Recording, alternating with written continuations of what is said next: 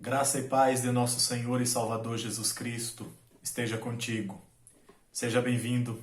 Vamos à palavra de Deus, vamos ouvir aquilo que fortalece a nossa alma, que nos edifica. Hoje nós vamos falar sobre a poderosa obra de Jesus, a partir do livro do profeta Isaías, capítulo 61, versos 1 e 2, que eu quero que você escute atentamente o que nos diz. O Espírito do Senhor Deus está sobre mim, porque o Senhor me ungiu para pregar boas novas aos quebrantados e enviou-me a curar os quebrantados de coração e a proclamar libertação aos cativos e a pôr em liberdade os algemados, a apregoar o ano aceitável do nosso Deus, a consolar todos os que choram.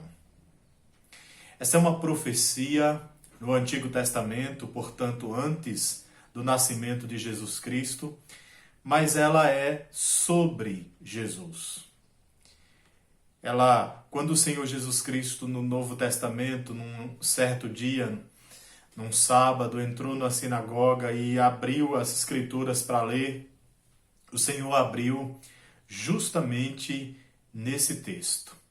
E estas palavras, o Espírito do Senhor está sobre mim, porque o Senhor me ungiu a pregar boas novas, elas se referem ao próprio Senhor Jesus Cristo, como se fosse o Senhor mesmo falando. O ministério de Jesus aqui na terra foi exercido em humilhação. Desde o seu nascimento até o seu sepultamento, a vida de Jesus foi um constante descer, humilhar-se até a morte. Pense o que é o próprio Deus ser morto e ser sepultado. Ao mesmo tempo em que a vida de Cristo foi vivida em humilhação, ela também foi vivida em poder. O Espírito Santo, que é Espírito do Pai e Espírito de Jesus Cristo, ou seja, aquele Espírito que procede do Pai e do Filho, ele habitava em Jesus e estava sobre Jesus, de forma poderosa. Tão poderosa que tudo aquilo que Cristo fez, praticou, ensinou, foi debaixo do poder, da direção e da autoridade do Espírito Santo. Então a vida de Jesus Cristo, por um lado, ela é vivida em humilhação, mas humilhação não é o contrário de poder. Por outro lado, a vida de Cristo foi vivida em poder. Enquanto Cristo descia em humilhação, Cristo era visitado em todo o tempo pelo poder de Deus. Autoridade, santa autoridade do Espírito de Deus. Cristo é o ungido, ou seja, aquele que foi escolhido, separado com uma missão especial que só Cristo poderia desempenhar esta missão. A missão de ser o Salvador e, portanto, de ir à cruz e na cruz receber o castigo, a punição pelos nossos pecados. Nenhum homem poderia desempenhar essa função, porque todos os homens são devedores a Deus e não seriam capazes de suportar tamanho peso de condenação e de sofrimento. Nenhum outro ser, um anjo, algum outro ser, poderia desempenhar esta função porque teria que ser homem para ocupar o lugar de pecadores como nós. E ao mesmo tempo teria que ser Deus para resistir tamanha condenação e sofrimento e ser inocente, ser puro e santo. Só Jesus tinha esta condição.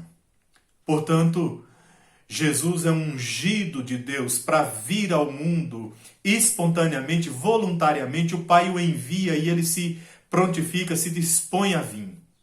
E vem vivendo em humilhação e em poder, debaixo da santa autoridade e glória do Espírito Santo. o Senhor veio para pregar boas novas. O Senhor veio para trazer uma boa notícia.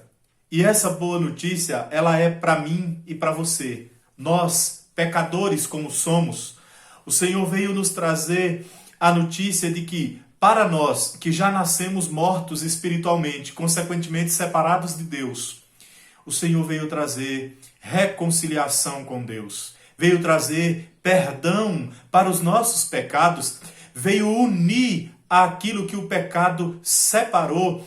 Veio trazer vida onde o pecado trouxe morte, paz onde o pecado trouxe guerra.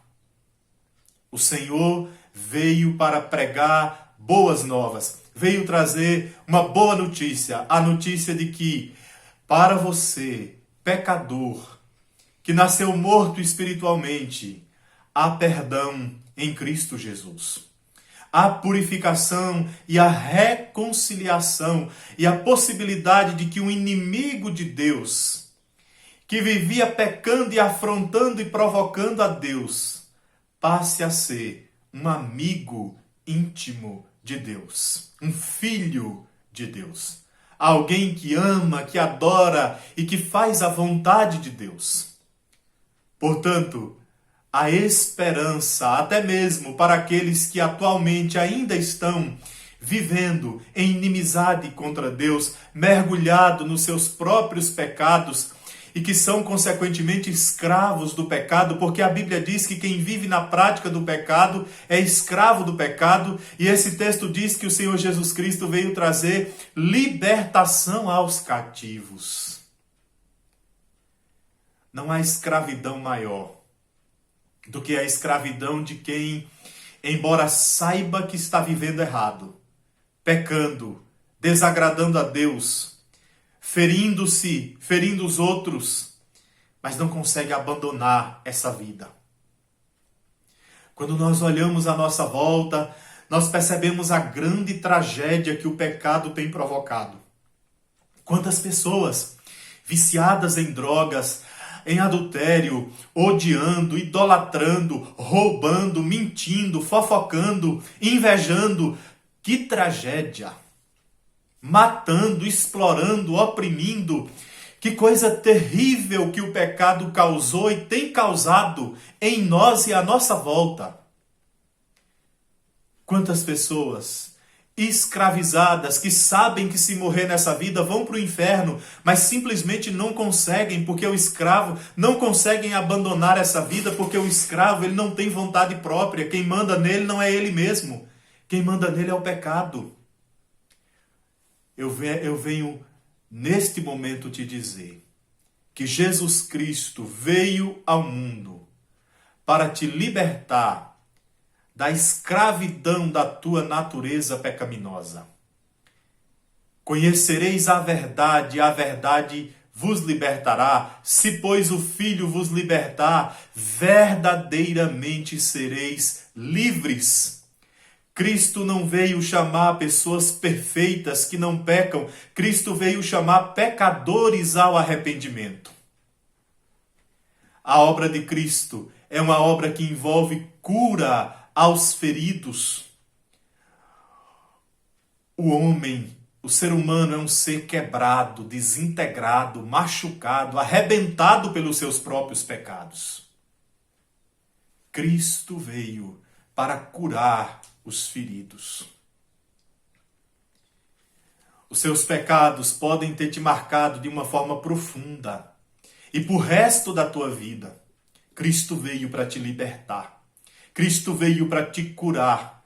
Cristo veio para restaurar o teu coração machucado pelos teus pecados, porque o seu maior inimigo é você mesmo, com os seus pecados, mas o seu maior amigo pode ser o Senhor Jesus Cristo, a partir do momento que você se rende, se entrega completamente a Ele, e Ele passa a ser o restaurador do seu coração.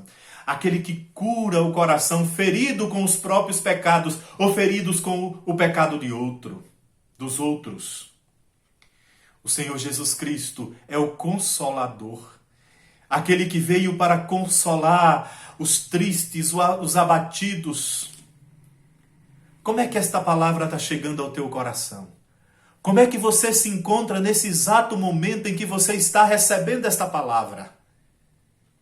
Quem sabe você encontre-se vivendo em tempos de medo de morrer e ir para o inferno. Medo da morte porque sabe que não está preparado para morrer. Medo do que possa acontecer com você, com alguém da sua família, com as pessoas a quem você ama. E você não tem confiança de salvação, não tem certeza, não tem segurança de vida eterna, não tem consolo algum. E está vivendo atormentado, inquieto, angustiado, preocupado.